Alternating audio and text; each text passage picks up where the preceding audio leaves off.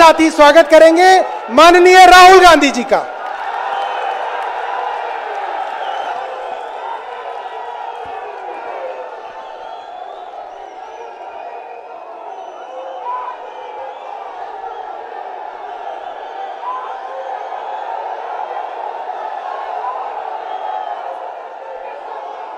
Stage पे India गठबंधन के वरिष्ठ नेता खारगे जी, सोनिया जी, शरद पवार जी,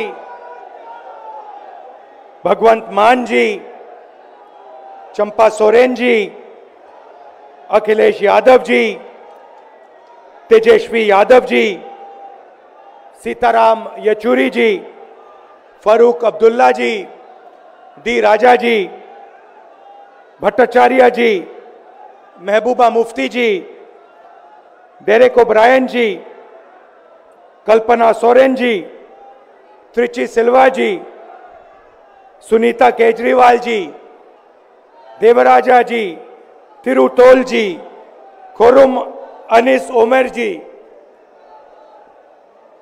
और स्टेज से मैं केजरीवाल जी और सोरेन जी का भी नाम लेना चाहता हूं, क्योंकि वो आज यहां है नहीं, मगर दिल में हम सब एक साथ खड़े हैं। भाइयों और बहनों, इंडिया गठबंधन के कार्यकर्ताओं, आप सबका यहां बहुत बहुत स्वागत, नमस्कार।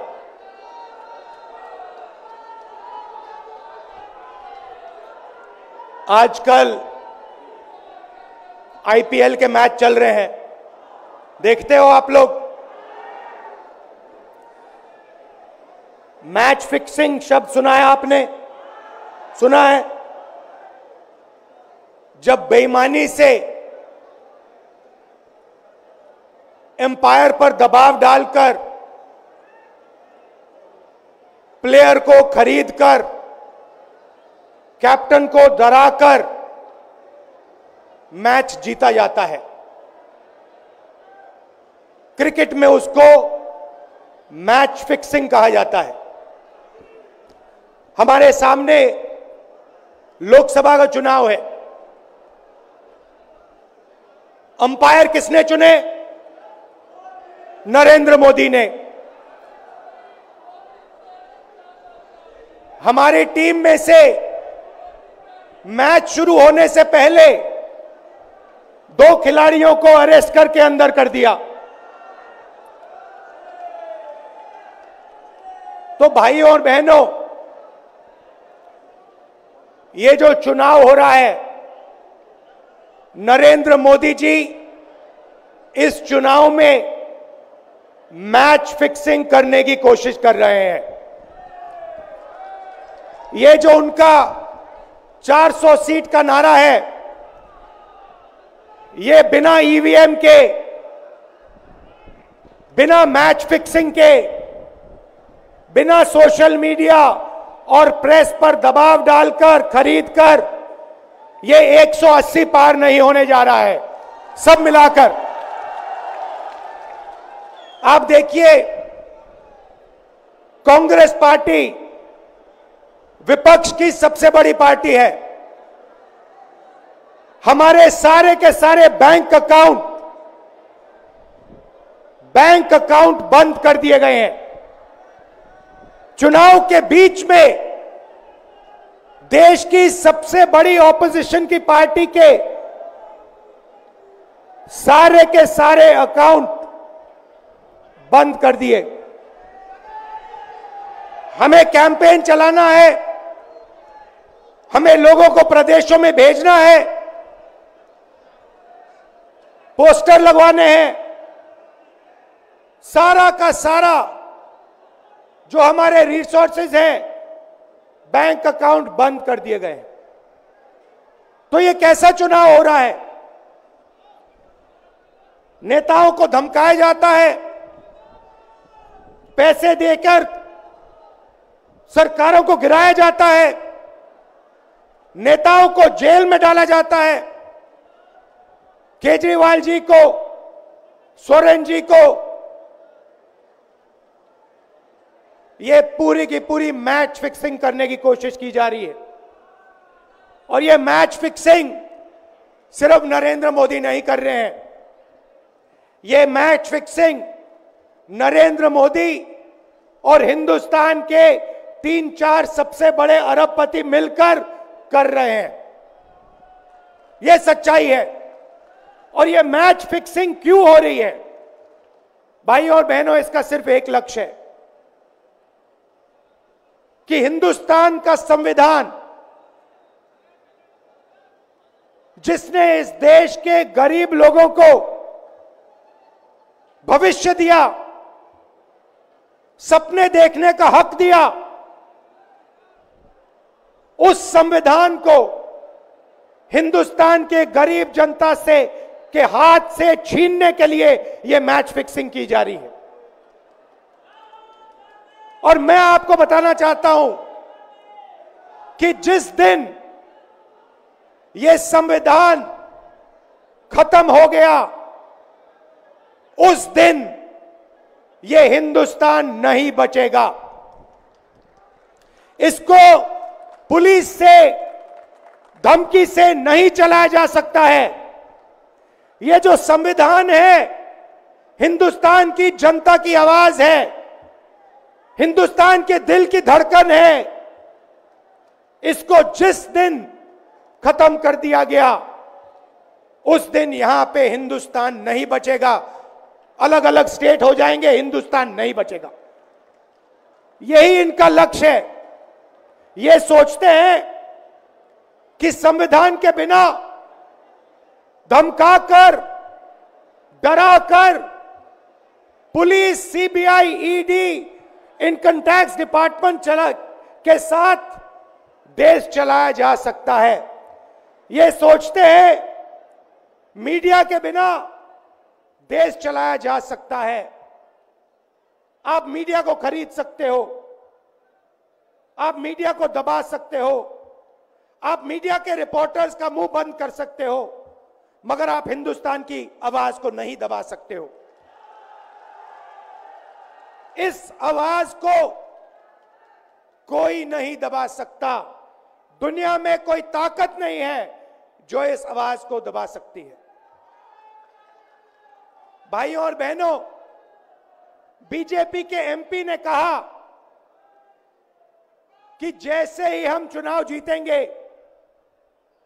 मैच फिक्स करके 400 सीटें जीतेंगे, वैसे ही हम संविधान को बदल देंगे, संविधान को रद्द कर देंगे। यह ऐसे ही नहीं बोला गया। यह टेस्ट करने के लिए, आइडिया टेस्ट करने के लिए बीजेपी के एमपी ने बोला है। यह लड़ाई संविधान को बचाने की लड़ाई है। जैसे अखिलेश जी ने कहा, संविधान चला जाएगा, गरीबों के हक चले जाएंगे, आरक्षण चला जाएगा, और जो आपका धन है,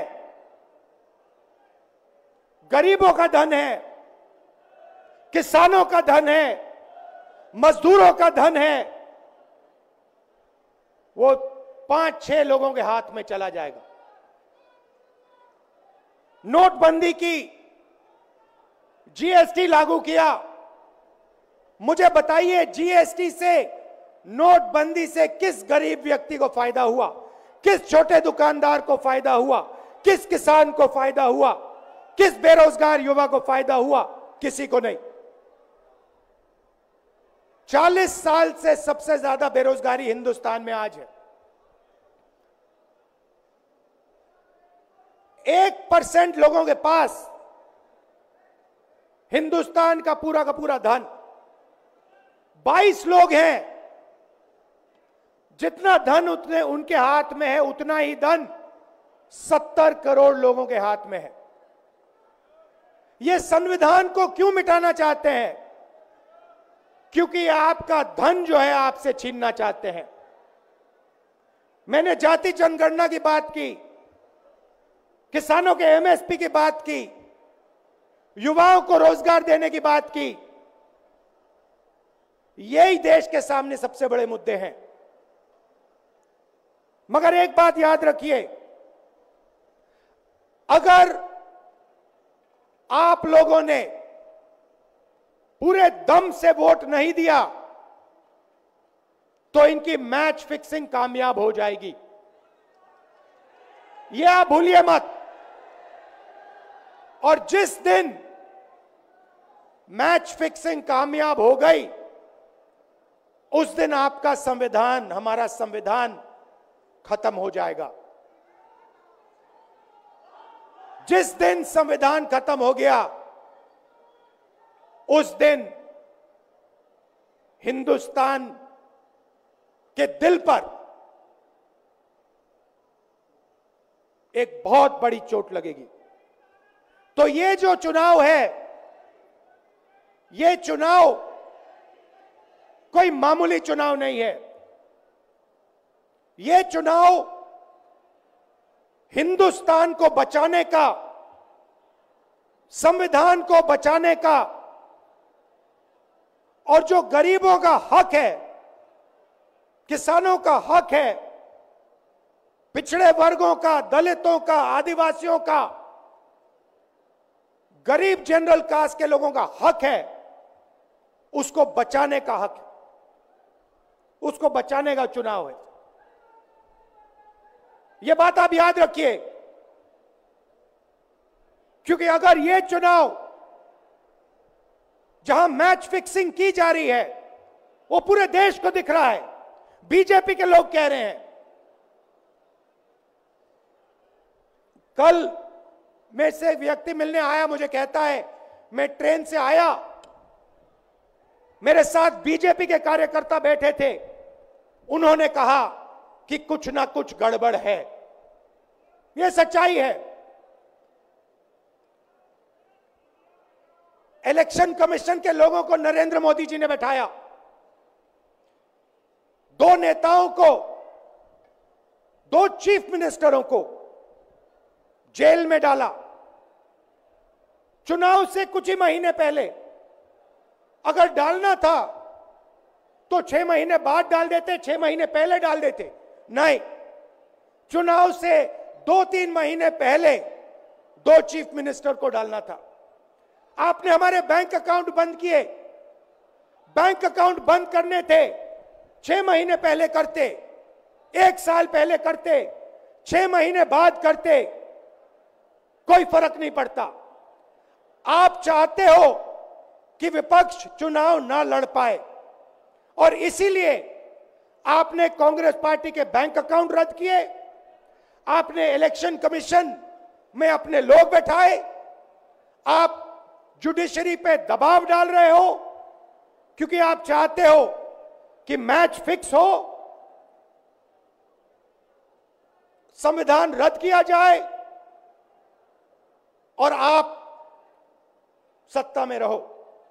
मगर भाइयों और बहनों, मैं सच बोलता हूं,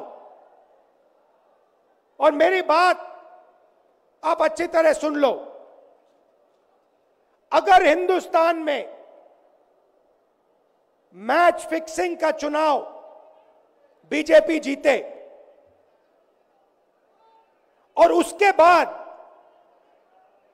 संविधान को उन्होंने बदला, तो इस पूरे देश में आग लगने जा रही है। जो मैंने कहा याद रखो, यह देश नहीं बचेगा। यह चुनाव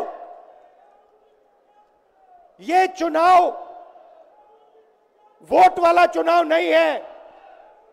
यह चुनाव हिंदुस्तान को बचाने वाला चुनाव है, संविधान की रक्षा वाला चुनाव है। धन्यवाद। जय हिंद।